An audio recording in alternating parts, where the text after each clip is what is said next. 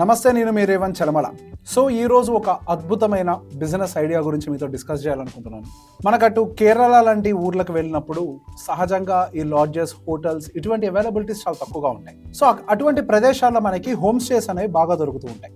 Home stay అంటే ఏంటి? First home stay అని అంటే మనం ఉండేటువంటి ఇంట్లో ఒక గదిని ఏర్పాటు చేసి అక్కడికి వస్తున్నటువంటి టూరిస్టులకి మనం దాన్ని రెంట్కి ఇచ్చి దాని ద్వారా కొంత డబ్బుని సంపాదించడం, దీన్ని హోమ్ స్టే అని అంటారు.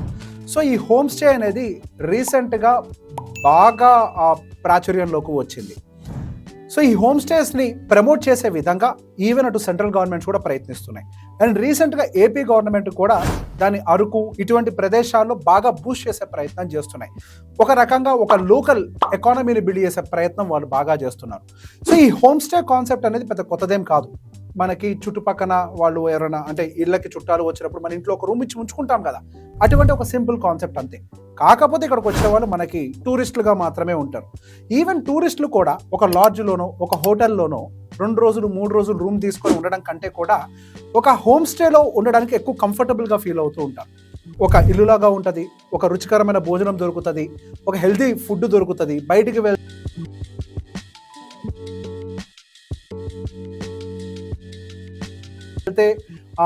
మసాలాలు వేసిన ఫుడ్ తినాలి. అదే హోమ్ స్టేలో అయితే కనుక ఈవెన్ ఫుడ్ కూడా వండి పెడతారు. సో కంఫర్టబుల్గా ఉండగలుగుతామని ఒక ఉద్దేశంతో హోమ్ స్టేస్ని ఎక్కువ ప్రిఫర్ చేస్తాం. సో ఈ హోమ్ స్టేస్ అనే ఒక concept over the period of time చాలా బాగా ఎవాల్వ్ అవుతూ వస్తూ ఉంది. ఇంతకుముందు కేవలం హిల్ ఏరియాస్లోనే ఎక్కువగా ఈ హోమ్ స్టేస్ ఉంటాయి. Over the period of time other tourism ఏరియాస్లో కూడా ఇది బాగా స్ప్రెడ్ అయింది. అంటే ఫర్ ఎగ్జాంపుల్ గోవా ఉండొచ్చు, ఇటువంటి ప్లేసెస్లో కూడా బాగా స్ప్రెడ్ అయింది. సో ఈ హోమ్ స్టేస్ మీద ఇన్వెస్ట్ చేయాలి అని చెప్పి చాలా మందికి కూడా ఈ మధ్య బాగా థాట్ క్రియేట్ అవుతుంది. దానికి గల కారణం ఏంటి? When compare to the previous days ఈ మధ్యలో టూరిజం మీద అంటే బయటికి వెళ్ళి రావటం మీద ఈవెన్ మన భారతీయులు కూడా బాగా డబ్బుల్ని ఖర్చు పెడుతున్నారు. మేబీ అదొక డొమెస్టిక్ టూరిజం అయి ఉండొచ్చు, లేకపోతే ఇంటర్నేషనల్ టూరిజం అయి ఉండొచ్చు. సో టూరిజం అనేది ఇంతకుముందు మన లైఫ్లో ఒక భాగంగా లేదు, కానీ ఈరోజు టూరిజం అనేది మన లైఫ్లో ఒక భాగంగా మిగిలిపోయింది.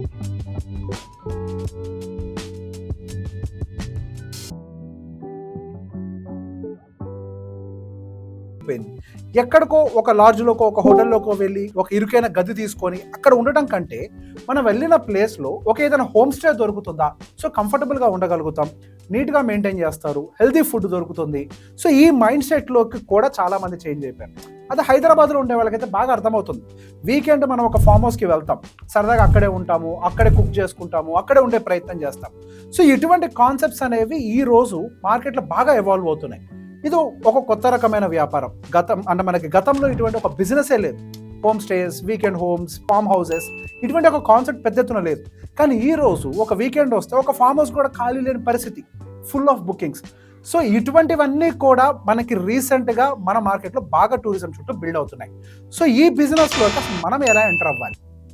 ఇప్పుడు మీరు ఒకవేళ ఏదైనా హిల్ ఏరియాస్లో పెద్ద ఎత్తున మీకు ఏమీ అవైలబిలిటీస్ లేవు, అక్కడికి వచ్చిన లాడ్జెస్ లాంటివి ఏమీ లేవు. సో మీకు ఉండేటువంటి ఇంట్లో ఒక రూమో లేదా ఒక 2 రూములో మీరు ప్రాపర్గా ఒక గెస్ట్ హౌస్ కింద మార్చుకొని ఒక హోమ్ స్టేని కూడా ప్రొవైడ్ చేయొచ్చు. దానికి సంబంధించి ఈవెన్ ప్రభుత్వం కూడా కొంత సపోర్ట్ని ప్రొవైడ్ చేస్తుంది. మీరు ఈవెన్ దానికి సంబంధించి నార్మల్గా గూగుల్ చేసినా కానీ చాలా ఇన్ఫర్మేషన్ దాంట్లో అవైలబుల్గా ఉంది. సో ఒక హోమ్ స్టేని ఏర్పాటు చేసి అందులోనే రకరకాల సర్వీసెస్ మీరు ఆఫర్ చేయొచ్చు. అందులోనే మీ ట్రావెల్కి సంబంధించినటువంటి ఏదో ఒక లోకల్ ట్రాన్స్పోర్ట్ కంపెనీతో టైఅప్ అవ్వచ్చు, అదేవిధంగా ఫుడ్ సర్వీసెస్ని ప్రొవైడ్ చేయొచ్చు. దాని ద్వారా మీ ఇంట్లో ఖాళీగా ఉండేటువంటి కొన్ని రూముల నుంచి కూడా బిజినెస్ని డెవలప్ చేయొచ్చు. సో బేసిక్ ఈ కాన్సెప్ట్ కొత్తదేం కాదు. మనకి ఇంగ్లీష్లో చెప్పాలి అని అంటే ఎయిర్బిఎన్బి ఒక రకంగా. ఈ ఎయిర్బిఎన్బి ఇటువంటి ఆపరేషన్స్ని ఎప్పుడో మొదలుపెట్టింది ప్రపంచంలో. ఇప్పుడు మన ఇండియా దానికి ఎక్కువగా బూస్ట్ చేసే ప్రయత్నం చేస్తుంది అంతే. ఇప్పుడు ఎయిర్బిఎన్బి ఒక కాన్సెప్ట్ ఏంటి? మన దగ్గర ఉండేటువంటి ఒక ఫ్లాట్నో ఒక దాన్ని రెంట్ కోసం మనం లిస్ట్ చేయటం. సో అటువంటిదే ఇప్పుడు ఉన్నటువంటి ఈ హోమ్ స్టే కాన్సెప్ట్. సో ఇటువంటి ఒక బిజినెస్ని బిల్డ్ చేసే విధంగా చాలా కంపెనీస్ కూడా మనకి మార్కెట్లోకి వచ్చేసాయి. ఫర్ ఎగ్జాంపుల్ మనం ఏదైనా ఒక టూరిస్ట్ ఏరియాలో ఒక వ్యాపార నేపథ్యంలో మనం వెళ్ళి ఉండడం గురించి మాట్లాడట్లేదు, ఇప్పుడు మన ఇన్వెస్ట్మెంట్ పాయింట్ ఆఫ్ వ్యూలో మాట్లాడుతున్నాం. ఒక దగ్గరికి వెళ్ళి మనం ఒక టూరిస్ట్ హోమ్ని బిల్డ్ చేయాలనుకుంటున్నాం. కాకపోతే టూరిస్ట్ హోమ్ని బిల్డ్ చేయాలి అంటే చాలా పెట్టుబడి కావాలి. సో దానికోసం మనం ఒక్కళ్ళమే దాన్ని ఎస్టాబ్లిష్ చేయాల్సిన అవసరం లేదు. మన దగ్గర ఉన్నటువంటి ఒక 4 ఫ్రెండ్స్, ఒక 10 మంది ఫ్రెండ్స్ ఒక దగ్గరికి వచ్చి ఫర్ ఎగ్జాంపుల్ ఒక ₹1 కోటి ప్రాపర్టీని ఐడెంటిఫై చేసినట్లయితే తలా ఒక 10 లక్షలు వేసుకొని ఒక ప్రాపర్టీని కొని అది మీ అందరి పేరు మీద రిజిస్టర్ చేయించుకోవచ్చు. ఆ రిజిస్ట్రేషన్ చేయించడం కూడా ఒక రెగ్యులర్ రిజిస్ట్రేషన్ లాగా అందరు 10 మంది పేర్లు పెట్టాల్సిన అవసరం లేదు. ఒక ప్రైవేట్ లిమిటెడ్ కంపెనీని ఫామ్ చేసి అందులో మీరందరూ ఇన్వెస్ట్మెంట్ చేసి ఆ కంపెనీ పేరు మీద మీరు ఆ ప్రాపర్టీని బై చేయొచ్చు. సో దీని ద్వారా మీరందరూ కూడా ఆ ప్రాపర్టీకి ఓనర్గా అవుతారు. సో దాని నుంచి జనరేట్ అవుతున్నటువంటి రెవెన్యూని అందరూ ఇన్కమ్ కింద కూడా తీసుకోవచ్చు. అదే ఒక గ్రూప్ ఆఫ్ పీపుల్ అందరూ కలిసి ఒక బిల్డింగ్ ని కట్టి మల్టిపుల్ ఫ్లోర్స్ లో, ఎందుకు ఈ మధ్య హైదరాబాద్ లో కూడా జరుగుతుంది బిజినెస్, అదేం కొత్త విషయం ఏం కాదు. ఈవెన్ హైదరాబాద్ లో కూడా ఒక బిల్డింగ్ ని కంప్లీట్ గా తీసేసుకొని లేదా కట్టేసి ఒక్కొక్క ఫ్లోర్ లో ఒక్కొక్క 1 BHK లాంటివో 2 BHK లాంటివో వేసి ఎయిర్బిఎన్బిలో లిస్ట్ చేసి దాని నుంచి కూడా డబ్బులు సంపాదించిన వాళ్ళు బోల్డ్ మంది ఉన్నారు. కాకపోతే ఇక్కడ మనం గమనించాల్సిన అంశాలు కొన్ని ఉన్నాయి.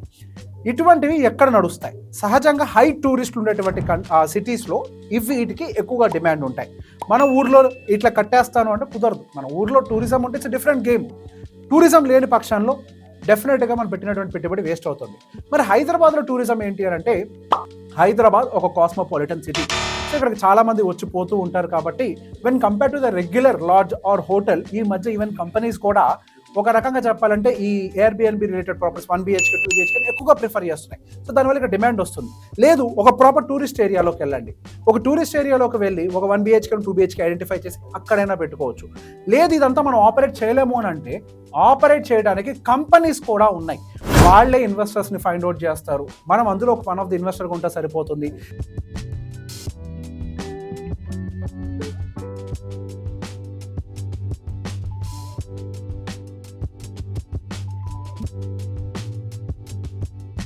లేకపోతే మీరే మీ ఫ్రెండ్స్ ఒక 10 మంది ఇన్వెస్టర్స్ కలిసి ఒక కంపెనీ దగ్గరికి వెళ్ళి, దాన్ని సింపుల్గా ఏమీ లేదు, ప్రాపర్టీ మేనేజ్మెంట్ కంపెనీ అని అంటారు అంతే. వాళ్ళే మొత్తం ఈ బాధ్యతను తీసుకుంటారు. ఆ కంపెనీ రిజిస్ట్రేషన్ చేయించటము, మీ పేరు మీద ఫ్లాట్ని పర్చేస్ చేసి పెట్టించటము, ఈ బాధ్యతలన్నీ కూడా అటువంటి కంపెనీసే తీసుకుంటాయి. ఈవెన్ ఇక్కడ ఉన్నటువంటి పెద్ద ఛాలెంజ్ ఏంటి? వాటిని మెయింటైన్ చేయడం. మనమేమో ఒక దగ్గర ఉంటాం, వేరే పనిలో ఉంటాం. ఇప్పుడు దాన్ని ఎవరు మెయింటైన్ చేస్తారు? ఆ కంపెనీలే మెయింటైన్ చేస్తాయి. ఇక్కడ మాట్లాడుతూ ఇంకొక బిజినెస్ ఎవాల్వ్ అయింది, అదే property management company. So investment పెట్టి వ్యాపారం చేయాలి అనుకున్న వాళ్ళకి బిజినెస్ ఉంది. ఆ ఇన్వెస్టర్స్ అందరినీ ఒక దగ్గరికి తీసుకొచ్చి చేయాలనుకున్నప్పుడు కూడా ఇక్కడ కొత్త బిజినెస్ ఉంది, అదే ప్రాపర్టీ మేనేజ్మెంట్ కంపెనీ. సో ఇప్పుడున్నటువంటి పరిస్థితుల్లో ఎవరికి కూడా సమయం లేదు కాబట్టి అందరూ ఎవరైతే మేనేజ్ చేస్తారో వాళ్ళకి అప్పచెప్పాలనుకుంటున్నారు. ఇదేం కొత్త కాన్సెప్ట్ ఏం కాదు ప్రాపర్టీ మేనేజ్మెంట్. మనకి హైదరాబాద్లోకి కూడా కొంతవరకు ప్రాపర్టీ మేనేజ్మెంట్ వచ్చింది. బట్ బెంగళూరు లాంటి సిటీస్లో ప్రాపర్టీ మేనేజ్మెంట్ చాలా వాస్ట్గా ఉంది. టూరిస్ట్ ఏరియాస్లో ప్రాపర్టీ మేనేజ్మెంట్ చాలా వాస్ట్గా ఉంది, అంటే బాగా స్ప్రెడ్ అయిపోయి ఉంది ఆల్రెడీ. సో మంచి ప్రాపర్టీ మేనేజ్మెంట్ని మనమే ఒక కంపెనీని తయారు చేసుకునే వాళ్ళు తయారు చేసుకోవచ్చు. లేకపోతే ఇట్లా టూరిస్ట్ హౌసెస్, హోమ్ స్టేస్ని బిల్డ్ చేయాలనుకునే వాళ్ళు కూడా బిల్డ్ చేసుకోవచ్చు. సో ఇటువంటి ఒక కాన్సెప్ట్స్ తోటి రెగ్యులర్గా మీ ముందరకు వచ్చే ప్రయత్నం చేస్తూ ఉంటాను. Thank you very much.